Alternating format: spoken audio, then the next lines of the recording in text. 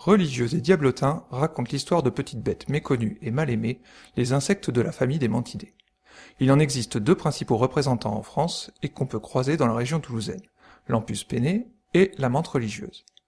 Les attitudes de ces insectes ont largement fasciné les observateurs les plus attentifs, qui ont été jusqu'à utiliser un vocabulaire religieux pour les désigner. La menthe est dite religieuse car sa posture de chasse rappelle celle d'une nonne en train de prier. Quant à la larve de l'Ampus, on l'appelle diablotin en référence à son abdomen retroussé et ses antennes semblables à des cornes, qui ne sont pas sans évoquer l'image d'un démon mystique. Tout ceci, associé à la réputation de voracité de la femelle menthe, a contribué à donner une mauvaise image de ces fascinants insectes. Mais après tout, si Madame Menthe dévore parfois son mari après l'accouplement, c'est pour absorber l'énergie qui lui sera nécessaire pour pondre son ovothèque et ainsi permettre de perpétuer l'espèce. De toute façon, la saison est presque finie à ce moment-là, et Monsieur Menthe serait sans doute mort quelque temps plus tard.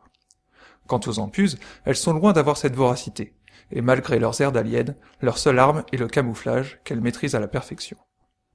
Par cette série, je souhaite montrer à quel point ces insectes sont sublimes en jouant sur les couleurs, les lumières matinales et les environnements dans lesquels on peut les trouver.